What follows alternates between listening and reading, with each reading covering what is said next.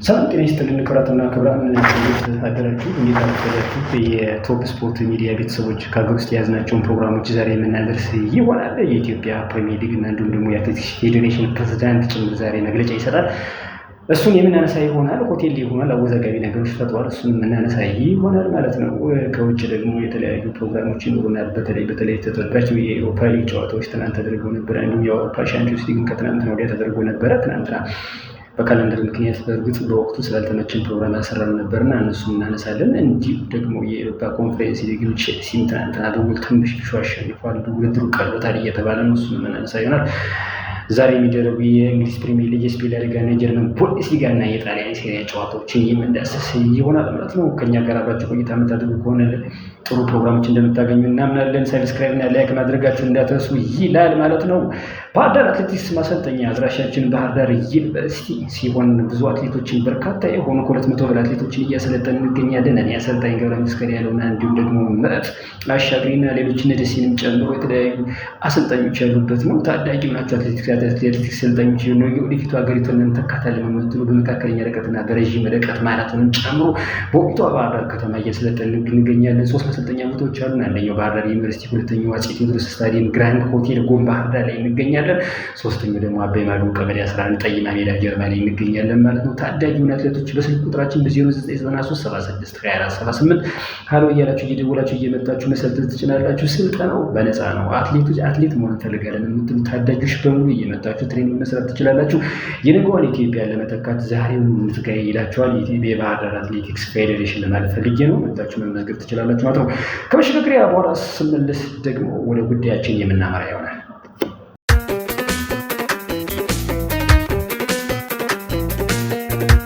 ክቡራትና ክቡራን፣ ይህን ፕሮግራም ቶፕ የሙያ ማሰልጠኛ ስፖንሰር አድርጎታል። ሞባይል ጥገና ስልጠናና የኮምፒውተር ጥገና ስልጠና፣ የኤሌክትሮኒክስ ጥገና ስልጠናና መሰረታዊ የኮምፒውተር ስልጠናና የፒችሪ ስልጠና አገልግሎትን ጭምር እንሰጡታለን ይሉታል። የኢንጂነሪንግ ሶፍትዌር ስልጠናና የኤምኤስ ፕሮጀክት እንዲሁ የቋንቋ ስልጠናና የዲሽ ተከላ ስልጠናንም ጨምሮ እንሰጡታለን። ፎቶሾፕ ጥርት አድርገን ከቪዲዮ ኤዲቲንግ ስልጠና ጋር እንሰጡታለን ይሉታል። ቶፕ የሙያ ማሰልጠኛ አዋጭ የቢዝነስ ፕላን ስራም ጭምር እንሰራለን ይሉታል። ሌሎችንም ተዛማጅ ስልጠናዎችን እንሰጣለን። ሙሉ በሙሉ የተግባር ስልጠናዎችን መስጠታችን እና አስተማሪዎቻችን ሙያ የተካኑ መሆናቸው ለየት ያደርጉታል ይሉታል። ይደውሉ ይሰልጥኑ ይሉታል። 0934426286 ወይም በ0918091194 ወይም በ0918378787 ወይም በ0929456257 ሀሎ ብለው ይደውሉ ይሉታል። አድራሻችን ይሉታል ለምለሚቱ ባህር ዳር ገበያ ማዕከል 4ኛ ፎቅ ቢሮ ቁጥር 14 ላይ እንገኛለን። ቶፕ የሙያ ማሰልጠኛ ይሉታል። ክቡራትና ክቡራን የቶፕ ሚዲያ ስፖርት ቤተሰቦች ዛሬ በተለይ ለየት አድርገን ያመጣን የኢትዮጵያ ፕሪሚየር ሊግ ጨዋታዎች ትናንትና ነበሩ። ጨዋታዎች የተደረጉ ጨዋታዎች ነበሩ ለማለት ፈልጌ ነው። ቡናማዎቹ ከብርቱካናማዎቹ ጋር ትናንት ተገናኝተው ነበር። የኢትዮጵያ ቡና ከድሬዳዋ ከተማ የነፃነት ክብሬ ቡድን ድሬዳዋ ከተማን ትናንትና ገጥሞ ነበረ። 2-0 አሸንፏል ማለት ነው። ይታገሱ እንዳለ 9 ጨዋታና 15,000 ብር ተቀጥቷል። እኛ አሰልጣኝ ቅሌት ውስጥ ገብተዋል። ሁሌም እየጠቀስን ያለ ነው። ምክንያቱም ደግሞ ኢንተርናሽናል ዳኛ ምትኩ ተሳድበዋል። ከሜዳ ውስጥ ባለበት በእርግጥ የሜዳ አንድ ችግር ጭምር ነበር። በነጥቡ ሰፋ አድርገን አንስተው ነበር። ፓውዛ ጠፍቶ ነበር። ፓውዛ አብሬ አልነበረም በሐዋሳ አርቲፊሻል ስታዲየም ሜዳ እና ተሳድበው 9 ጨዋታ መቀጣታቸው ይታወሳል። አሁን ደግሞ ትናንትና ይህን ጨዋታ አድርጎ ኢትዮጵያ ቡና ከድሬዳዋ ኢትዮጵያ ቡና 2-0 ድል አስመዝግቧል። የነፃነት ክብሬ ቡድን አሁን መሻሻል እየታየበት ነው ማለት ነው። ትናንትና አጼዎቹ ፋሲል ከተማ ከሀዲያ ሆሳዕና ተገናኝተው ነበረ። በጌታነህ ከበደ የመጀመሪያ አጋማሽ ላይ ቀዳሚ ነበሩ። ነገር ግን የመከላከል ድክመት ታይቶባቸው የሆኑት አባተ ቡድን 1-1 ተለያይተዋል ማለት ነው። ፋሲል ከተማ ከወዲሁ ነጥብ እየጣለ ነው። እጅግ በጣም አስቸጋሪ ደረጃ ውስጥ ነው ያለው። 11ኛ ደረጃ ተቀምጦ ነው ያለው ፋሲል ከተማ። ነገሮችን ማሻሻል አለበት። ካላሻሻለ ከወዲሁ አስቸጋሪ ነው። ካለው ስብስብ አንጻር ለማለት ፈልጌ ነው። ብዙ ተጫዋቾች ያሉበት ነው። ፋሲል ጠንካራ ቡድን ነው። ስለሆነቱ ከሆነ ደጋፊዎች ቅሬታ ውስጥ እየገቡ ነው። ስለዚህ አሰልጣኝ ውበቱ አባተ እነዚህን ችግሮች ፈቱ ካላደረገ እጅግ በጣም አስቸጋሪ ነው። ለማንኛውም ትናንትና ሀዲያ ሆሳዕና እና ፋሲል ከነማ ያደረጉት ጨዋታ ያው የፋሲል ከነማ ሜዳ እንደሆነ ተቆጥሮ ስለሚደረግ ነው። ያን ጨዋታ ፋሲል ከተማና ሀዲያ ሆሳዕና በኩል ተለያይተዋል። እኔ ግን እየተነከበደ ጉዳይ ይገርመኛል። በዚህ ዕድሜው የሚያስቆጥራቸው ጎሎች በጣም ግሩም ናቸው። ጣፋጭ ጎሎችን የሚያስመዘግብ በፕሪሚየር ሊጉ አንጋፋ የሚባል ተጫዋች ነው። በተለይ እና አዳነ ግርማን ስናነሳ እና ደጉ ደበበን ስናነሳ ከዚያ ደግሞ የሚመጣው ደግሞ አዳነ ግርማ ነው፣ ሁላችንም ይታየናል።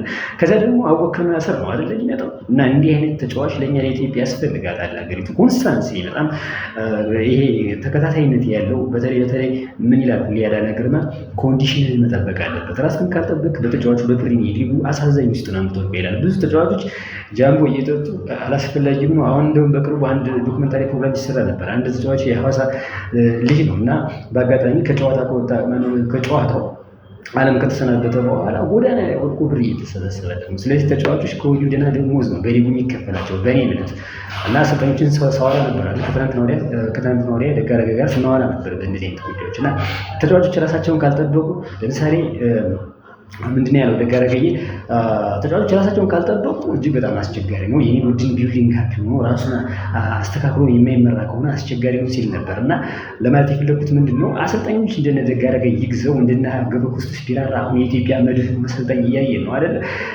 ገብረመድህን ኃይሌ በጣም ድንቅ ነው። ፕሪሚየር ሊግ ሳያነሳ ያለፈበት ጊዜ የለም። አሁን ኢትዮጵያ መድህንን ሻምፒዮን ሊያደርግ ተቃርቧል እና ገብረመድህን ኃይሌ የሚሰራቸው ቡድኖች እጅግ በጣም ጠንካራ የሚባሉ ቢልዲንግ አፕና የሚያጠቃ ቡድን ሰርቷል። ኢትዮጵያ መድህን እንዴት አይነት በፕሪሚየር ሊግ አስፈሪ እንደሆነ እያየን ነው። ኩራት ናገር እና ለማለት የፈለኩት ምንድን ነው በፕሪሚየር ሊጉ በጣም ጠንካራ ጉዞ ጠንካራ ኮንዲሽን ከተጠበቀ ጉዞ ካላደረግ እጅግ በጣም ብዙ በዘርፉ አስቸጋሪዎች ነገር ይገጥመዋል። ለማንኛውም ውበቱ አባተ የሚከፈለው ብር ብዙ ነው። በ3 ዓመት 11 ሚሊዮን ብር ይከፍለዋል ፋሲል ከነማ።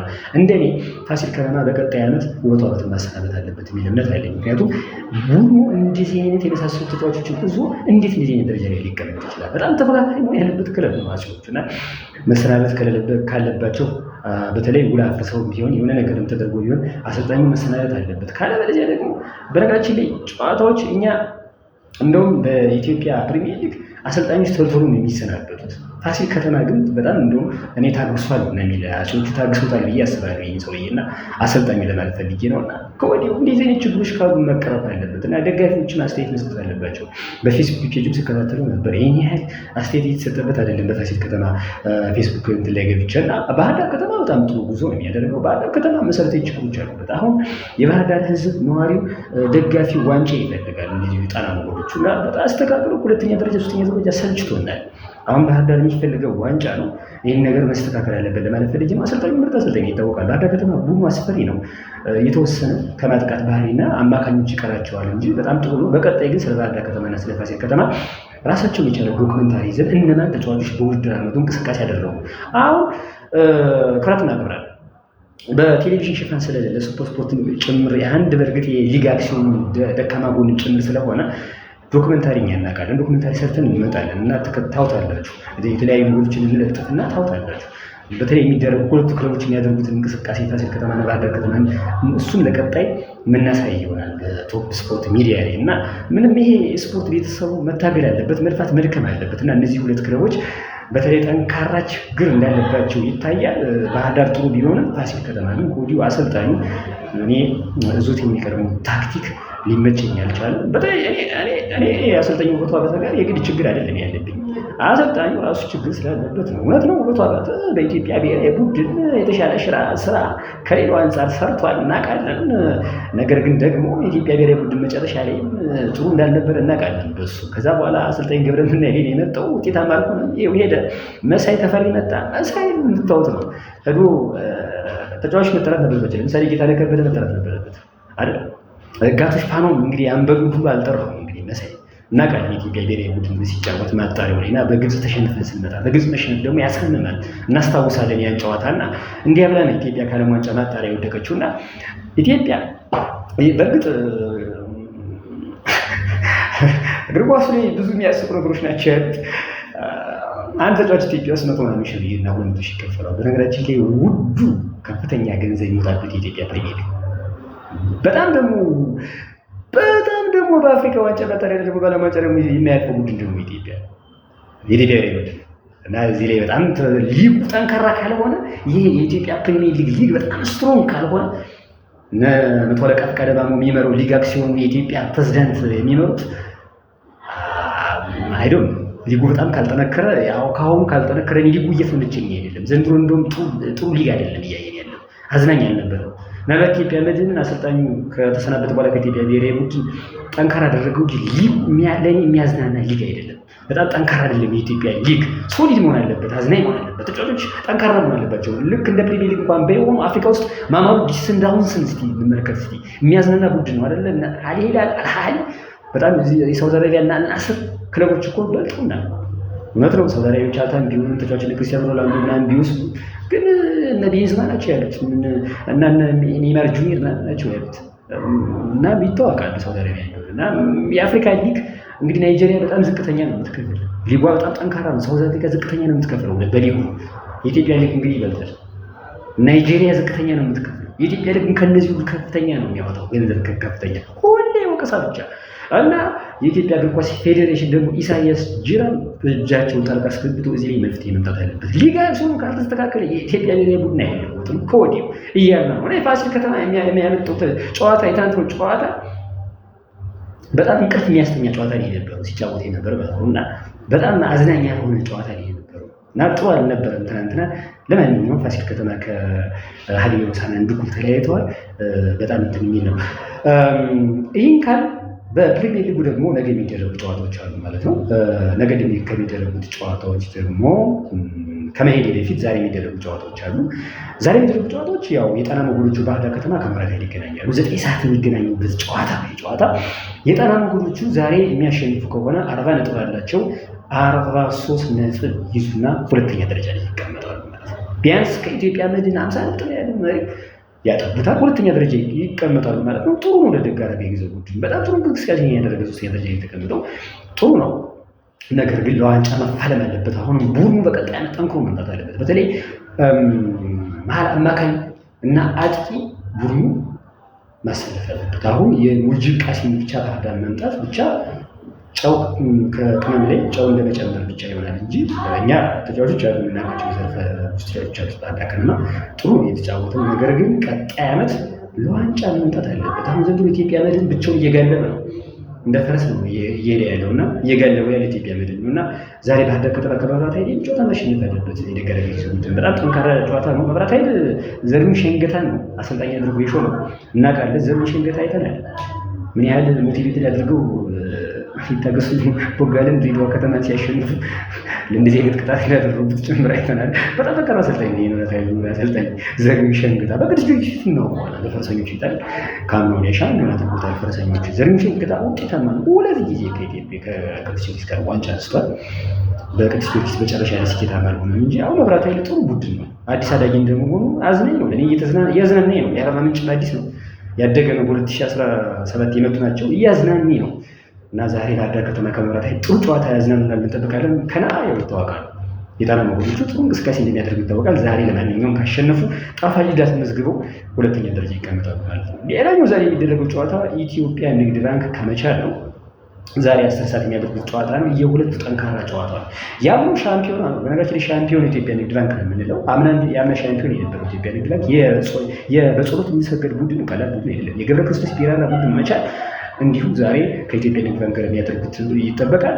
ገብረ ክርስቶስ ቢራራ መቻልን ጥሩ ቡድን አድርጎ ሰርቶታል። ስለሆነ ከሆነ እስከ ጥር ዋንጫውን የሚበላ ይደርስ ነበር። በኋላ ግን እየተንሸራተተ እንደውም ፋሲል ከተማ ነው የጀመረው። ፋሲል አሸነፈው። ከዚያ በኋላ እነ ባህር ዳር መጡ፣ ሌሎች ክለቦች እየመጡ 5 ጨዋታዎችን በተከታታይ የተሸነፈና መቻል ከዚያ ከውድድሩ ከፕሪሚየር ሊጉ ፍክክር ወጣ እንጂ ጥሩ ነበር። ኢትዮጵያ ንግድ ባንክ አምና ሻምፒዮን ነበር። በጣም ጥሩ ቡድን ነው። በጸሎት ሊሰገድ ዘንድሮ ቡድን የገነቡበት መንገድ ጥሩ አይደለም። ደጋፊው የንግድ ባንክ ደጋፊውን የኮመርሻል ሲቪ ለማለት ፈልጌ ነው።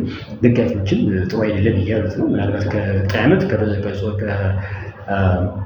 በጸሎት ሊሰገድ ጋር ይቀጥላል አይቀጥሉም አናውቅም። ኢትዮጵያ ንግድ ባንክ ከመቻል ጋር ግን ዛሬ የሚያደርጉት ጨዋታ ይጠበቃል። መቻል ያው መከላከያ ማለት ነው፣ ስሙ ስለቀየረ ነው መቻል የተባለው። በጣም ጥሩ ነው። እንደውም ከመቻል አንድ ተሞክሮ ውስጥ ነገር ምንድነው አገር በቀል ተጫዋቾችን ምርጫ ያደርጋል። ሁሌ ለታዳጊዎች ትኩረት ይሰጣል። ለምሳሌ ኢትዮጵያ ቡና ለታዳጊዎች ትኩረት እንደሚሰጠው ሁሉ መቻል ለታዳጊዎች ትኩረት ይሰጣል።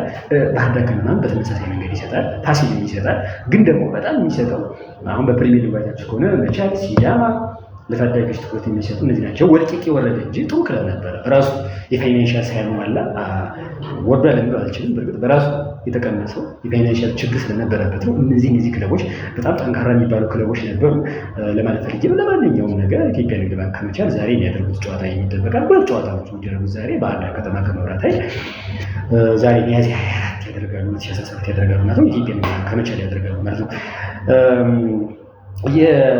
ነገ የሚደረጉ ጨዋታዎች ደግሞ እንደዚህ ኢትዮጵያ ፕሪሚየር ሊግ ጨዋታዎች ነገ ይቀጥላሉ። ነገ ከሚደረጉ ጨዋታዎች መካከል አዞዎቹ ከኢትዮጵያ መድን ያደርጋሉ። አዞዎቹ ማለት አርባ ምንጭ ማለት ፈልጌ ነው። በነገራችን ላይ አዞዎች የተባሉበት ምክንያት አለው። አርባ ምንጭ 40 ምንጮች በአንድ ቦታ የሚገናኙበት ቦታ አለ እና ስትመሰረት አርባ ምንጭ ተባለች ማለት ነው። ስለዚህ አዞዎች አሉበት ያ ምንጩ አዞዎቹ ተብለው ቅጽል ስማቸው ይጠራል ማለት ነው። ቅጽል ስማቸውን ነው የምጠራ። ለማንኛውም ከኢትዮጵያ መድን ጋር ነገር ዘጠኝ ሰዓት ያደርጋሉ። ኢትዮጵያ መድን አሁንም ያሰፋዋል። ካሸነፈ ነገር 54 ያደርሰውና አሁንም እንደፈረስ ይፈለጥጣል ማለት ነው። ማንሳቱ አይቀርም። ጨዋታዎቹ እሱ ናቸው የቀሩት። ለማንኛውም አርባ ምንጭ ከኢትዮጵያ መድን አዝናኝ ጨዋታ ዘጠኝ ሰዓት የሚደረግ ጨዋታ ነው በሐዋሳ አርቲፊሻል ዩኒቨርሲቲ ስታዲየም። ሌላኛው ደግሞ ነገ በደጋፊውና እንዲሁ ደግሞ በደጋፊ ፊት ጨዋታውን የሚያደርገው ሐዋሳ ከተማ ወይም ሀይቆቹ ይባላል ከሲዳማ ቡና 10 ሰዓት ነገ ጨዋታቸውን ያደርጋሉ። ሀይቆቹ ዘንድሮ አዝናኝ ጨዋታ ላይ የሚጫወቱት በኢትዮጵያ ፕሪሚየር ሊግ ታሪክ 2 ዋንጫ አንስተዋል ሐዋሳ ከተማ። ዘንድሮ ግን በፕሪሚየር ሊጉ ውጤታማ አይደሉም ለማለት ፈልጌ ነው። ለማንኛውም በኢትዮጵያ ብሮድካስቲንግ ኮርፖሬሽን እንዲሁ ደግሞ በ104.7 ደግሞ በመደበኛ ፕሮግራማችን በቀጣይ ምን ምልክቱ ይሆናል እንዲሰፋ አድርገን ሐዋሳ ከሲዳማ ቡና እንደዚሁ ሀይቆቹ በጣም ትልቁን ጨዋታ የሚያደርጉት ጨዋታ ነው። ነገ ሐዋሳ ወራጅ ቀጠና ውስጥ ነው ያለው። 27 ነጥብ ይዞ 15ኛ ደረጃ ላይ የተቀመጠው እና ይህ ቡድን መውረድ የለበትም። እንደ ደጋፊው መረባረብ አለበት፣ ግልብጥ ጥሩ መደገፍ አለበት፣ ሐዋሳ ከተማ መደገፍ አለበት። በጣም አዝናኝ ቡድን ነው። ሜዳቸው አሪፍ ሜዳ ነው ያላቸው፣ አልተጠቀሙበትም። እርግጥ ነው ዝናብ ይዘንባል፣ የፖሊስ ችግር አለ። ያም ቢሆን ግን ሜዳቸው በጣም ቆንጆ ሜዳ ነው። አሁን በኢትዮጵያ ፕሪሚየር በኢትዮጵያ ስታዲየሞች ውስጥ ስታንዳርድ የጠበቀ የሚባለው አንደኛው ባህር ዳር ዓለም አቀፍ ስታዲየም ይታወቃል፣ ምንም ጥርጥር የለውም። የካፍን የፊፋን ላይሰንስ ያሟላ ነው። ሁለተኛው የድሬዳዋ ከተማ ነው። ድሬዳዋ ደግሞ ሜዳው አርቲፊሻል ተገጥሞለታል፣ እሱም በተወሰነ ያሟላ ነው። ሐዋሳ ነው አሁን ትኩረት ማድረግ ያለብን ደግሞ ሐዋሳ ነው። የሐዋሳ ዩኒቨርሲቲ ስታዲየም ደግሞ ሜዳው አሪፍ ካፍና ሌላ የፊፋን ባያሟላ እንኳን ሜዳው ቆንጆ ሜዳ ነው። ሁሌ ይጠቀምበታል። ሊግ አክሲዮን ራሱ መቶ አለቃ ቀለማሙ ጨዋታዎችን እዚያ ላይ የሚያደርጉትና የኢትዮጵያ እግር ኳስ ፌዴሬሽን ጭምርም እዚያ ነው የሚያደርገው እና ይገርመኛል። አሁን ሲዳማ ራሱ የሚገርመው ሰሞኑን ሲሸነፍ ናቸው ሲወጣ ነበር። ምክንያቱም ከቅርቡ ደጋፊዎች አሉት። ደጋፊዎችን ለምን አይጠቀሙት? ይህንን ድላውን ባህር ዳርና ፋሲል ከተማ ቢያገኙት በሜዳቸው ደጋፊ ቢያገኙ እኔ በእርግጠኝነት ነው የምለው ወደ ሻምፒዮን ይመጣሉ። ሁለቱ የሰላም ነገር ስላልተሳካ ሊሆን ይችላል እንጂ ይህ ጨዋታ ፕሪሚየር ሊጉ ባህር ዳር ላይ ቢደረግ ትልቅ ጨዋታ ነው የሚሆነው። በነገራችን ላይ በቀጣይ ዓመት ፕሪሚየር ሊጉ ባህር ዳር ሊደረግ ይችላል። ምክንያቱም ስታዲየም እያለቀ ስለሆነ ማለት ነው። አሁን ወደ 3 ወር ይቀረዋል ስታዲየም ሊያልቅ ነው እና የባህር ዳር ስታዲየም አንዷል ተውቧል። ለብዙ ኢትዮጵያውያን እግር ኳስ አፍቃሪያን የኢትዮጵያ ብሔራዊ ቡድን ነገ ጨዋታ የሚያደርግበት ስታዲየም ስለሚሰራ እያለቀ ስለሆነ በእርግጠኝነት ትዝናኑበታላችሁ። ክፋትና ክፋት መላው ኢትዮጵያውያን ጭምር የምትዝናኑበት ሜዳ ባህር ዳር ይሳካል። ቀጣይ ዓመት የምንመለከት ይመስለኛል 2018 ላይ እንጂ አዛኝ ሜዶች ግን ኢትዮጵያ ውስጥ መኖር አለባቸው። እውነት ነው አዲስ አበባ የአዲስ አበባ ስታዲየም አለ እየታደሰለት ነው። ለማንኛውም ሐዋሳ ከተማ ግን ደጋፊዎቹ ዛሬ ከሲዳማ ቡና በጣም ጠንካራ ነው። ያሬድ ባየን ከባህር ዳር ከተማ አስፈርመዋል እና በጣም የተከላካይ መስመሩ በጣም ፈርጣማ ነው። ያሬድ ባየ ደግሞ እናውቀዋለን እንደ ፋሲል ከነማ ሻምፒዮን ባህር ዳር ከነማ እንዲጠርቁ ለውስጥ እንደነበር እናውቃለን። በመጨረሻ ወጣ እንጂ ሄደ እንጂ ተዘዋወረ እንጂ በጣም ጥሩ ቡድን ሲዳማ ቡና እኮ መጀመሪያ የፕሪሚየር ሊግ ሲጀምር እኮ ሻምፒዮን ይሆናል የተባለ ቡድን ነበር አይደል? ከዚያ በኋላ እያፈገፈገ በኋላ ላይ መጥቶ እንዳልሆኑ ሽሎ ስኬታማ ይሆናል እንጂ ለማንኛውም ሐዋሳ ከሲዳማ ቡና ለሰሳት ጨዋታዎችን ያደርጋል ማለት ነው። የኢትዮጵያ ፕሪሚየር ሊግ ደረጃ ሰንጠረዥ እንመልከተው። ኢትዮጵያ መድን 50 ነጥብ ባለው አንደኛ ደረጃ ተቀምጧል። አሁንም እንደ ፈረስ እየጋለበው ነው ብለናል። እውነቱም እየጋለበው ነው። ሁለተኛ ደረጃ የተቀመጠው ኢትዮጵያ ቡና የነጻነት ክሬ ቡድን 42 ነጥብ አለው። ሶስተኛ ደረጃ ባህር ዳር ከተማ 40 ነጥብ አለው። ዛሬ የሚያሸንፍ ከሆነ ሁለተኛ ደረጃ ይቀመጣል። የጣና ጥሩ ነው ያጠቁታል። መቻል አራተኛ ደረጃ ተቀምጧል 38 ነጥብ አለው። አምስተኛ ሀዲያ ሆሳዕና 38 ነጥብ አለው። ስድስተኛ የጠዋኖቹ ወላይታ ዲቻ 38 ነጥብ አላቸው። ስለ ወላይታ ዲቻ ግን ብዙ ነገር የሚወራላቸው ነገር አለ። ዘንድሮ በጣም ያጠቃሉ፣ ይጫወታሉ። ወላይታ ዲቻ በኢትዮጵያ ዋንጫ ፍጻሜ ደርሷል። የሚገርም ነው። በጣም ጥሩ ቡድን ነው። ይህንን ጨዋታ ሻምፒዮን የሚሆን ከሆነ ወላይታ ዲቻ ከሲዳማ ቡና ጋር የሚጫወተው ሲዳማ ቡና አዝናኙ ትልቁ የገብረ ክርስቶስ ቢራራ ቡድን 7-2 6 ነው አሸንፎ የመጣው ሲዳማ። ወላይታ ዲቻ ደግሞ እንደዚሁ እሱም 3-1 ነው እንደዚሁ አሸንፎ የመጣው ነው። ወላይታ ዲቻ ሸገር ከተማ ሸገር አዝናንቶኛል።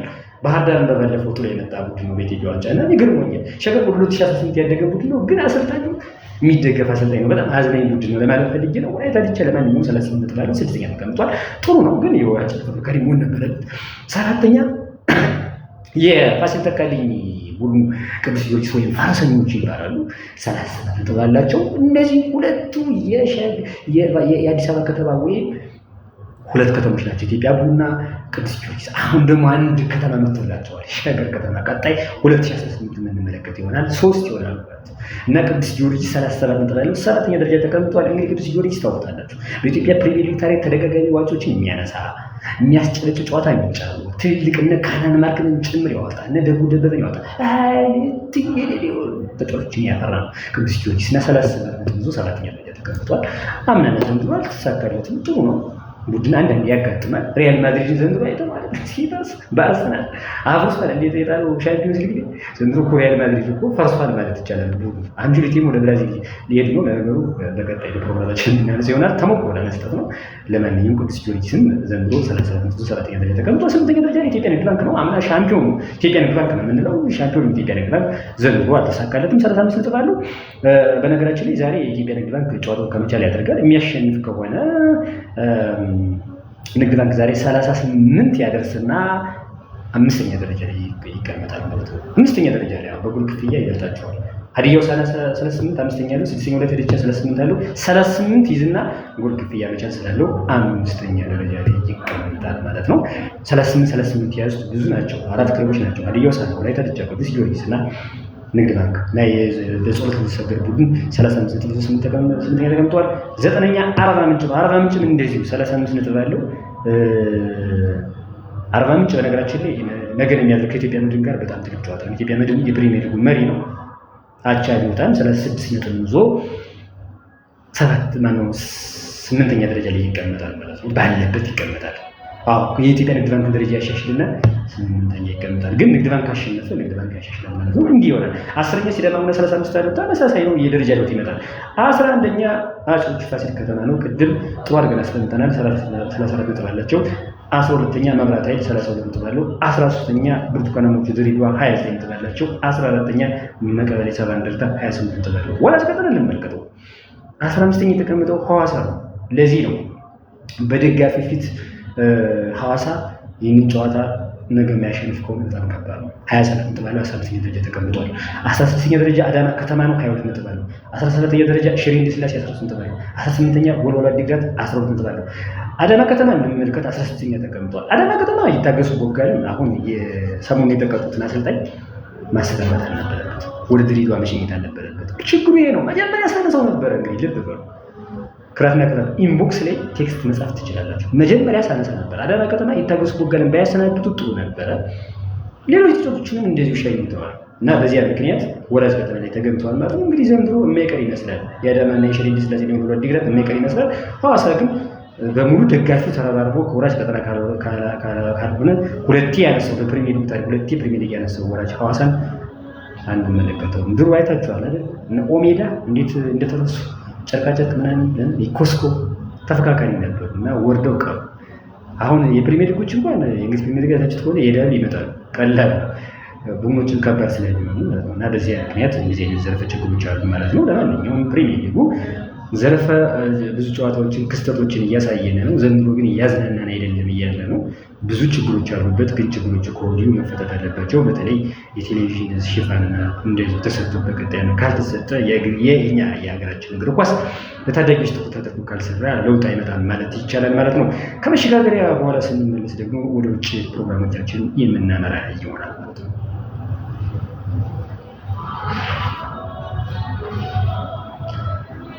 ተመልሰናል። ይቅርታ ወደ ውጭ ፕሮግራማችን ከመሄዳችን በፊት ግን ስለ አትሌቲክስ ፌዴሬሽን ነው ዛሬ የምናነሳው። የኢትዮጵያ አትሌቲክስ ፌዴሬሽን 54ኛው የኢትዮጵያ አትሌቲክስ ሻምፒዮና በከፍተኛ ድምቀት ከሚያዝያ 28 እስከ ግንቦት 3 2017 ዓ.ም ለማካሄድ ቅድመ ዝግጅትን አጠናቋል። በዚህ መሰረት ዛሬ ሚያዝያ 24 ማለትም ከቀኑ 9 ሰዓት ላይ በቤልቪው ሆቴል በሻምፒዮናው ቅድመ ዝግጅት ዙሪያ ጋዜጣዊ መግለጫ ስለሚሰጥ በቦታውና በሰዓቱ እንድትገኙ በአክብሮት እንጠይቃለን ብሏል። ስለዚህ በብሮድካስት የሚሰሩ ጋዜጠኞችና እንዲሁም ደግሞ አዲስ አበባ የምትገኙ የግል ሚዲያዎችን ጭምር ተገኝታችሁ መግለጫ ትሰጣላችሁ ተብሏል ማለት ነው። ጥሩ ነው፣ የሚበረታታ ነው። የኢትዮጵያ አትሌቲክስ ፌዴሬሽን ፕሬዚዳንት ኮማንደር ስለሺ ስህን እንደሆነ ይታወቃል። ስለዚህ ዛሬ በዚህ በሻምፒዮናው በጣም ሻምፒዮኑ አስፈላጊ ነው። እንደነ ኃይሌ ገብረስላሴና እንደነ ጥሩነሽ ዲባባና እንደነ ቀነኒሳ በቀለና እንደነ ደራርቱ ቱሉ አይነት ታሪካዊና እንደነ ሙሉሲ ፍጣርን ጭምርን ያወጣሉ። እንዲህ አይነት ሻምፒዮና በጣም አስፈላጊ ነው፣ ለኢትዮጵያ ያስፈልጋታል በአትሌቲክሱ ማለት ነው። ይካሄዳል። አሁን እኔ ጋዜጣዊ መግለጫውን ብቻ አይደለም የማነሳው። አሁን ጋዜጣዊ መግለጫው ትክክል ነው፣ ዛሬ ይሰጣል፣ ጥሩ ነው። የኢትዮጵያ ሻምፒዮና ሚያዝያ 8 ይጀምራል፣ ጥሩ ነው። እንደውም ጥሩ ነው፣ መካሄድ ጥሩ ነው። እስከ ግንቦት 3 ነው የሚደረገው። በጣም ጥሩ ነው። የሻምፒዮና በጣም አስፈላጊ ነው። ነገር ምን ችግር አለ? ቅሬታው ምንድን ነው? በቅድመ ዝግጅቱ ዙሪያ መግለጫ መስጠት ጥሩ ነው። ይሄ አሪፍ ነው፣ ወይም ጥሩ ነው ብያለሁ። ለችግሮቹ ግን መፍትሄ የሚፈለግ ነው። ጥሩ ነው። ችግር የሚፈለግበታል። ችግር ካለ ግን መግለጫ ለመስጠት ሆቴል የሚሆኑ ለምንድን ነው? ይህ አንድ ጥያቄ ነው። ለምሳሌ መሆን ካለበት በጽሕፈት ቤት ለምን አይደረግም? በአትሌቲክስ ፌዴሬሽን ጽሕፈት ቤት ለምን አይደረግም? በውድድሩ ቦታ ወይም በአዳራሽ ቢሆን አይችልም ወይ ነው? ወይስ ሆቴሎች ስፖንሰር እየሆኑት ነው? የኢትዮጵያ እግር ኳስ የኢትዮጵያ አትሌቲክስ ፌዴሬሽን ሆቴሎች ስፖንሰር እየሆኑት ነው? አንድ ጥያቄ አለ። ስለዚህ ለምንድን ነው ሁሌ ሆቴል የሚደረግ መግለጫ? እሺ የእግር ኳሱ ሲሆን እሺ እንደው ለምን አለ? ኧረ እግር ኳስ ይሻላል። እንደው ሜዳ ላይ ብዙ ጊዜ ጃን ሜዳ እናንተን እየሄዱ ሜዳ ላይ ይሻላል የእግር ኳሱ።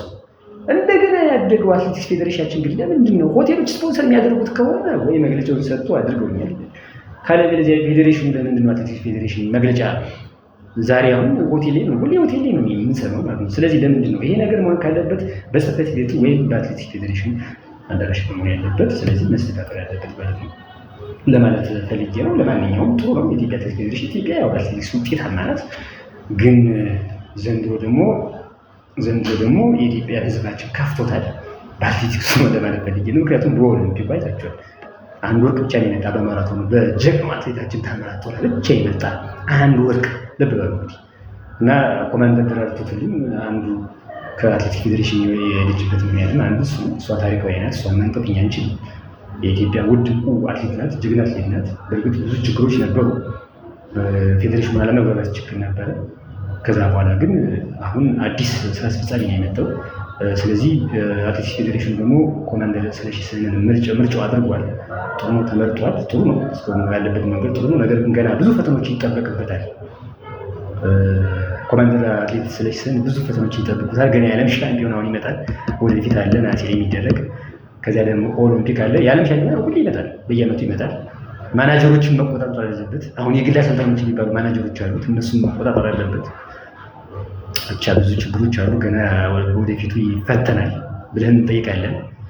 ግን እናያለን፣ ምንመለከት ይሆናል። ይህ አዲስ ስራ አስፈጻሚ እነ ገብረ እግዚአብሔር ገብረ ማርያም ጨምሮ እናስታውሳለን። ገብረ እግዚአብሔር ገብረ ማርያም ያለ እነሱን ጨምሮ የያዘ ነው። ስለዚህ ምንመለከት ይሆናል። አትሌቲክስ ፌዴሬሽኑ ላይ ጠንካራ ሰዎች ይሰራሉ ተብሎ ተስፋ ይደረግበታል ማለት ነው። ይህንን ቶፕ ሚዲያን ስፖንሰር ያደረገና የስፖርት ሚዲያችን ስፖንሰር ያደረገ ቶፕ ሚዲያ ማሰልጠኛ ተቋም ነው። የሞባይል ጥገና ስልጠና፣ የኮምፒውተር ጥገና ስልጠናና የኤሌክትሮኒክስ ጥገና ስልጠናና መሰረታዊ የኮምፒውተር ስልጠና እንዲሁም የፒችተሪ ስልጠናና የኢንጂነሪንግ ሴፍቲ ስልጠናና የኢሜጅ ፕሮጀክት ወይም የቋንቋ ስልጠናና የዲጂታል ጥገና ስልጠና፣ ፎቶሾፕ እና ቪዲዮ ኤዲቲንግና አዋጭ የቢዝነስ ፕላን ስራ፣ ሌሎችንም ተዛማጅ ስልጠናዎችን እንሰጣለን። ሙሉ በሙሉ የተግባር ስልጠናዎችን መስጠትና አስተማሪዎቻችን ሙያን የተካኑ መሆናቸው ለየት ያደርገዋል ይለወጣል።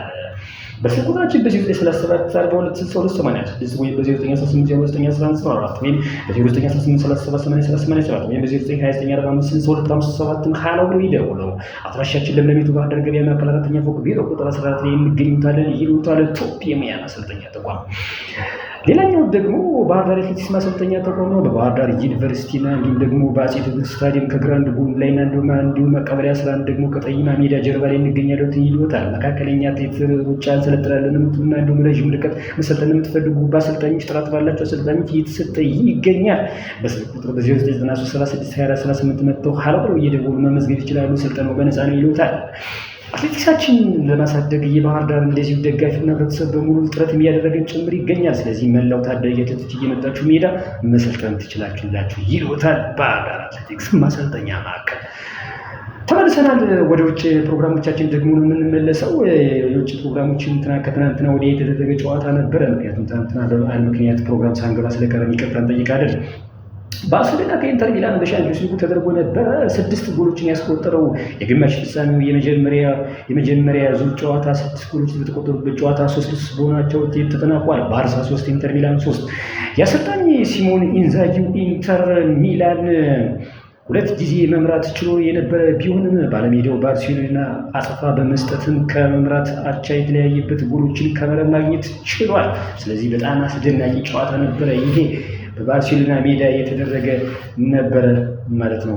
በሁሉም ረገድ አስደናቂ ሆኖ የተጠናቀቀው የግማሽ ፍጻሜ የመጀመሪያ ዙር ጨዋታ 3-3 በሆናቸው ውጤት ተቋጭቶ በቀጣይ ሳምንት የአውሮፓ ሻምፒዮንስ ሊግ የፍጻሜ ተፋላሚ ለመለየት በጁሴፔ ሜአዛ ስታዲየም 2 ክለቦች ይፋለማሉ። ጁሴፔ ሜአዛ የኢንተር ሚላን ስታዲየም ነው ክፍራትና ክፍራ እና በዚያ ቀጣይ ሳምንት ለፍጻሜ ለማለፍ የሚያደርጉት ጨዋታ በጉጉት የሚጠበቅ ይሆናል ማለት ነው። ዴንዘል ዱምፍሪስ 2 ጎሎችን አስቆጥሮ የኢንተር ሚላን ተጫዋች በጣም ድንቅ ነበረ። አስደናቂ ብቃት ያሳየ ሲሆን ማርከስ ቱራም ደግሞ በመጀመሪያዎቹ ሽርፍራፊ ሰከንዶች ውስጥ ኳስን ከመረብ በማገናኘት የምን ጊዜ የፈጠረውን የሻምፒዮንስ ሊግ ጎል በስሙ አስመዝግቧል ማለት ነው። ልብ በጀመረ እግር ኳሱ በጀመረ በ30 ሰከንድ ያስቆጠረው የምን ጊዜ ማርከስ ቱራም በጣም ነው ተጫዋች በሻምፒዮንስ ሊጉ የኢንተር ሚላን ንጉስ ተጫዋች ማለት ነው።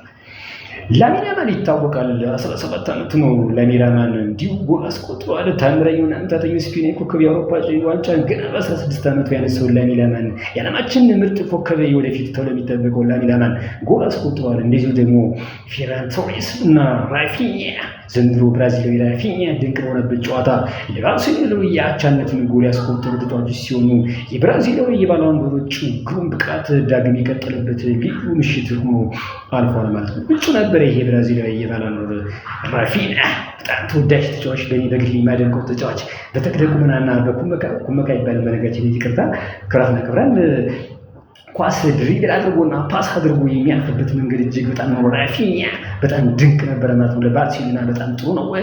ላሚን ያማል እውነትም ሊዮኔል ሜሲን ተክቶታል። ግሩም የሆነ ተጫዋች ነው። ኳስን የሚያልፍበት መንገድ እንዳለ ተከላካዮችን ሲያስቸግራቸው ያመሸ ማለት ይቻላል። ሜዳውን ሲዘንጥበት ነበር ላሚን ያማል እንደፈለገው እግር ኳስን ራዲየስ 365 ዲግሪ አድርጎ እንደፈለገው ሲሽከረከርበት ነበር ያመሸ። ለማንኛውም በጁሴፔ ሜአዛ ስታዲየም ቀጣይ ሳምንት 2 ቡድኖች የሚያደርጉት ጨዋታ የሚጠበቅ ይሆናል ማለት ነው። ሌላኛው የኢሮፓ ሊግ ጨዋታዎች ተደርገዋል። ትናንትና ማታ ምሽት 4 ሰዓት ተደርገዋል። ማንቸስተር ዩናይትድ ከአትሌቲክ ቢልባኦ ይህን እንመልከተው። ብሩኖ ፈርናንዴዝ 2 ጎሎችን ባስቆጠረበት ምሽት ማንቸስተር ዩናይትድ አትሌቲክ ቢልባኦን ከሜዳ ውጭ 3-0 ድል አድርጓል። የኢሮፓ ሊግ ግማሽ ፍጻሜ የመጀመሪያ ዙር የተከናወነ ሲሆን ወደ ስፔን ያቀናው ማንቸስተር ዩናይትድ አትሌቲክ ቢልባኦን 3-0 በማሸነፍ ለማለፍ ያለውን እድል በእጅጉ አስፍቷል። ብሩኖ ፈርናንዴዝ 2 ጎሎችን አስቆጥሮ ድንቅ ብቃት ባሳየበት ግሩም ምሽት ካሲሚሮ ሌላኛውን የድል ጎል በስሙ አስመዝግቧል። አትሌቲክ ቢልባኦ በቀይ ካርድ ተጫዋች ማጣቱን ተከትሎ ለ55 ደቂቃዎች ያክል በ10 ተጫዋቾች ለመጫወት በተገደደበት ምሽት የ3-0 መሪነትን ሽንፈት ለማስተናገድ ተገዷል ማለት ነው። ለማንኛውም የሮማን አሞሪም ማንቸስተር ዩናይትድ በኢሮፓ ሊጉ 1 ጨዋታ ሸራቸው ወጥቷል። ሌላውን ጨዋታ በሙሉ አሸንፎ ዘንድሮ የአውሮፓ ሊግ ዋንጫ የሚያሸንፍ ከሆነ ቀጥታ የአውሮፓ ሻምፒዮንስ ሊግ ተሳታፊ መሆኑን ያመለክታል ማለት ነው። ማንቸስተር ዩናይትድ ዘንድሮ በፕሪሚየር ሊግ ስኬታማ አይደለም። ዘንድሮ ደጋፊዎች ተከፍተዋል። ነገር ግን በአውሮፓ ሊግ ደግሞ ድንቁር ማንቸስተር ዩናይትድን እያየን ነው ማለት ነው። ሌላም ጨዋታ ተደርጎ ነበረው በአውሮፓ ሊጉ ቶተናም ከቦዶ ግሊምትን አስተናግዶ 3-1 ድል አድርጓል ማለት ነው። ፖስቴኮግሉ ደጋፊዎችን ተረጋጉ እያሉ ነበረ። እኛ በፕሪሚየር ሊግ ውጤታማ ባይሆንም በአውሮፓ ሊግ ግን ተረጋጉ እያሉ ነው። ነገር ግን ደጋፊዎች ትናንትና የቶትናሙ ሊቀመንበርን ውጣልን ሄድልን እያሉ ደጋፊዎች ትናንትና ሲናገሩ ነበረ። አብዛኛው የቶትናም ደጋፊ ተከፍቶ ነበረ።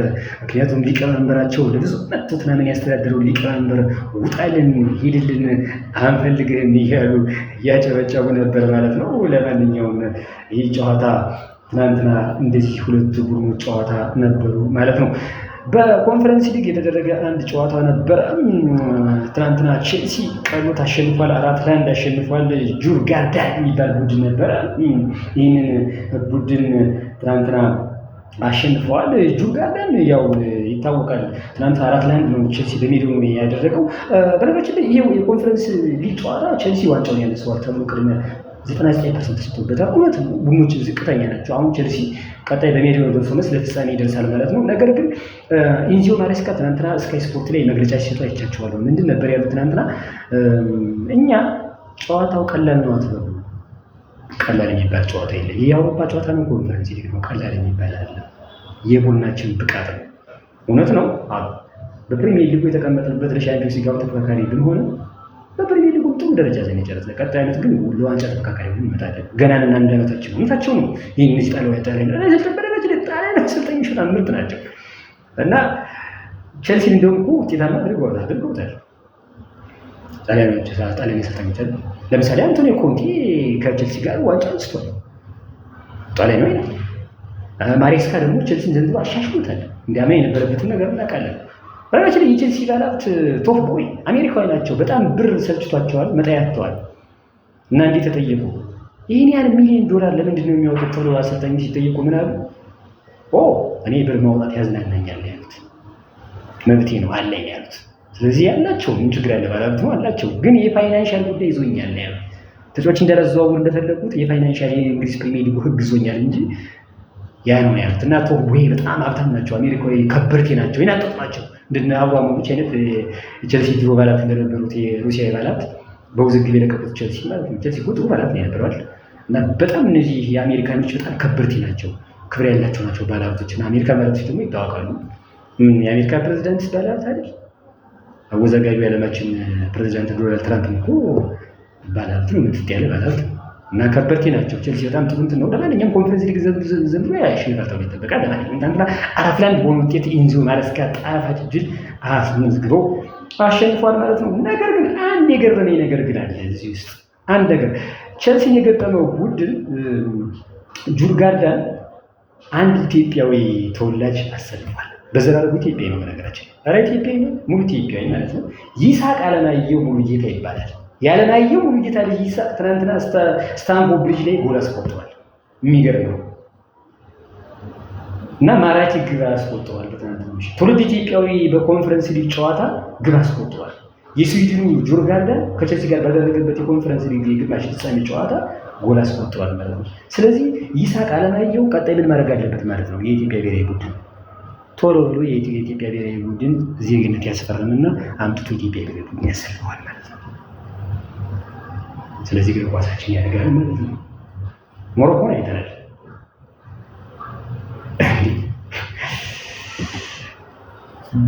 እና አምራራትን የመሰለ ተጫዋች ያመጣቸው ከየት ነው? አብዛኞቹ የሞሮኮ ተጫዋቾች እኮ ፈረንሳይ ናቸው እኮ ነገራችን ላይ። እንግዲህ አይታችኋል በዓለም ዋንጫ አንድ አፍሪካ የተወሰኑ ሀገሮችን እንድትጨመር የሆኑ ዘጠኝ እንግዲህ ያ ሁሉ ሀገር ሲጨመር የሞሮኮ ሩብ ፍጻሜ ደረሰ። በጣም የሚገርም ነው። እና ይህንን ይስሐቅን የኢትዮጵያ ብሔራዊ ቡድን አሁን ቶሎ ብሎ አጥንቶ ቶሎ ብሎ ሰዎችን ልኮ ከሊጉ ከስዊድን ሊግ ነው ጁርጋርዳ ትናንትና ቼልሲ ላይ ጎል አስቆጥሯል። ስለዚህ ልጁ ደግሞ ገና ታዳጊ ልጅ ነው፣ ኢትዮጵያዊ ነው። ጥሩ ነው። ይሄን እድል ቶሎ መጠቀም አለብን። ቶሎ እኔ አሌክሳንደር ይዛክ ኤርትራዊ ስለሆነ ነው ኒውካስትል አሁን እያንቀጠቀጠ ያለ የፕሪሚየር ሊግ ሁለተኛ ጎል አስቆጠረ። እሱ ኢትዮጵያዊ ነው፣ ማስፈረም ይቻላል። እና ቀጣይ የኢትዮጵያ እግር ኳስ ፌዴሬሽን እውነት ከዚህ ላይ ትኩረት አድርጎ መስራት አለበት እንላለን ማለት ነው። ለማንኛውም ትናንትና ትውልድ ኢትዮጵያዊ ይስሐቅ አለማየሁ ሙሉጌታ ጎል አስቆጥሯል። ገርሞኛል። በጣም ምርጥ ታዳጊ ነው። በኮንፈረንስ ሁሉ አካብዶ ፈልጌ አይደለም ግን ጥሩ ታዳጊ ነው ለማለት ፈልጌ ነው። ሌላው የእንግሊዝ ፕሪሚየር ሊግ ተስተካካይ ጨዋታዎች ትናንት ተደርገዋል፣ ጀምሯል ማለት ተስተካካይ ጨዋታ ኖቲንግሃም ፎሬስት ከብሬንትፎርድ ተገናኝቶ ነበረ። 2-0 ጨዋታ አሸንፏል። አሰልጣኙ ትናንትና አዝኛለሁ ማልቀስ ነው የቀረኝ ብለዋል የኖቲንግሃም ፎሬስት አሰልጣኝ። ምክንያቱም ትናንትና ብናሸንፍ ኖሮ ለሻምፒዮንስ ሊግ የምናደርገው ግስጋሴ ነጥባችን እናጠብ ነበረ። በሚያሳዝን ሁኔታ ብሬንትፎርድ አሸንፏቸዋል ትናንትና 2-0 በሜዳቸውና በደጋፊያቸው ፊት ጫካዎቹ 2-0 ተሸንፈዋል ማለት ነው። ለማንኛውም ግን ጎሎችን ሼዴ በ44 ደቂቃ ለብሬንትፎርድ እና ደግሞ ዌዛ ምርጥ ተጫዋች ነው። የብሬንትፎርድ ተጫዋች በ70ኛ ደቂቃ ጎል አስቆጥሮ ጣፋጭ ድል ብሬንትፎርድን ይዞ እንዲወጣ አድርጓል። ኖቲንግሃም ፎሬስት ግን የማይጠበቅ ሽንፈት ተሸንፏል ትናንትና ማለት ነው።